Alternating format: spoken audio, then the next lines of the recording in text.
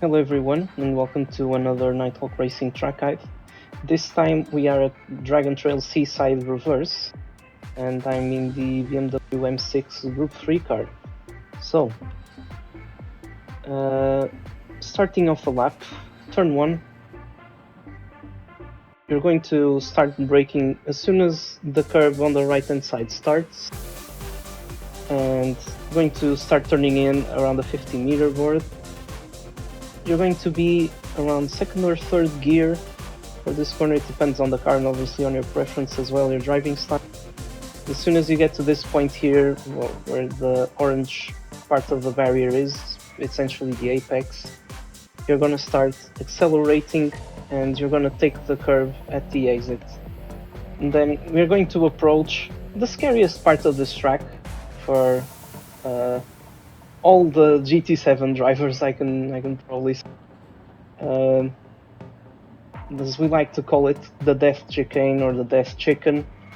So yeah, you're gonna exit turn 1, obviously. You want to stay as close to the right hand side as you can, basically, so it gives you the widest possible entry.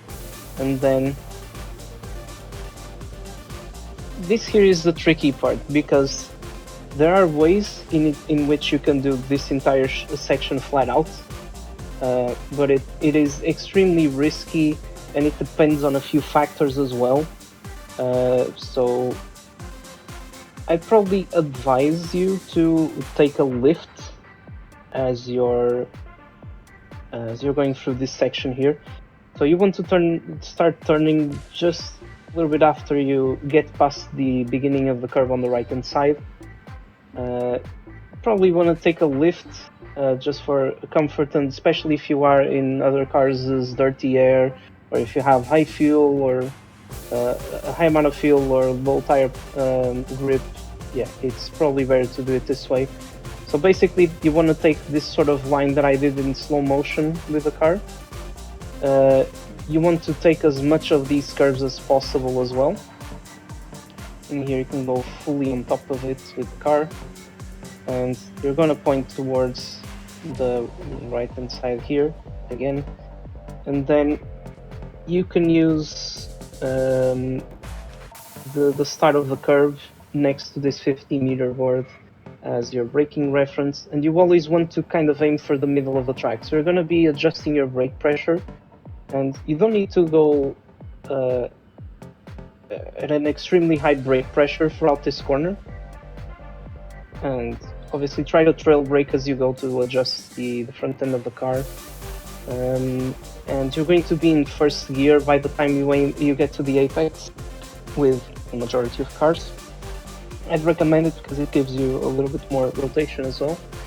And by the time you get to the apex and before you go full power, in a few cars you might want to go second gear, in others you might want to go third gear. And you're going to aim for the curve on the exit. You can place your car on top of it. Then this, I mean, if you want to take it as turn 7, it is a flat out corner, this section. And now this is one of the most important sections on the track, and one that if you get right, it can be really, really beneficial in terms of lap time and just overall efficiency. So you want to start turning somewhere between 75 meters and this 50-meter board. And you obviously want to be with your car on top of this curve, just like I am at the moment. And then you're going to be aiming to this curve here. Might need to do just a small lift, nothing too major, just to get the car kind of pointing the right way. You want to stay a little bit closer to the right though, because it opens up the racing line for the upcoming corners. And as soon as you get to this curve here, you might want to do just a small bit of braking, again just to shift the weight to the front of the car and help you do the turning here. And then as soon as you see this bit of red tarmac to the left hand side, you want to brake again, but then quickly try to go on the throttle again, maybe as you see that beginning of the orange barrier on the left. You want to go full power here. You want to take this curve here but just beware that it is extremely easy for you to misjudge the point where you want to go full throttle and possibly go off the track. And as soon as you go off the track here, you're greeted with a barrier. So yeah, just try to make sure that you're very confident and that you're 100% sure that you're in the right spot to go full throttle. Otherwise, you might incur on getting damage, or if damage is on, or yeah, just ruin your lap because of that. Then we reach turn 11, I guess if you want to consider it was fully flat. Now turn 12, so you want to start braking at the beginning of this curve here on the right hand side, and you're going to be turning in around the 50-meter border, maybe just a little bit after that actually, just maybe closer to this bit where the orange barrier is. You want to start turning in. You're probably going to be in first gear for most cars, or second gear as you're aiming towards the apex, but then you want to quickly place your car and point it to the exit of the corner and upshift to second or third gear in most cars. And as it is a trend here, you're gonna fully take the curve. This corner here is entirely flat out, the exit of that section. And then I'm gonna take turns 14 and 15 just as a section.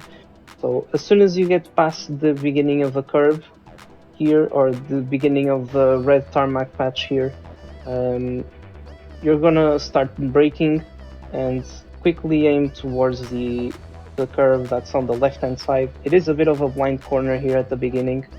Yeah, turning in after the 50-meter board ever so slightly.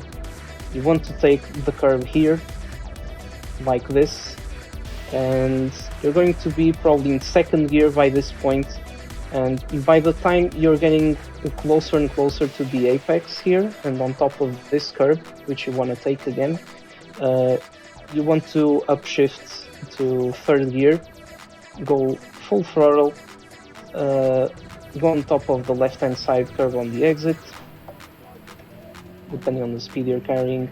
Then this corner is flat out, and obviously just power through to the finish line. So in the race, you want to take a bit of a wider line as you enter the corner, so you can carry maybe a little bit more speed. But if you want to shorten your lap time, let's say you're on a qualifying lap, you want to stay as close to the wall on the left as possible. Yeah, just to minimize the distance you need to cover until the finish line. And yeah, that was it. A lap around Dragon Trail Seaside Reverse in the Group 3s. If you want to see more racing content, please check out the Nighthawk Racing YouTube channel, as well as the rest of our socials. We're also on TikTok and Instagram, so make sure to check us out. And I shall see you all soon.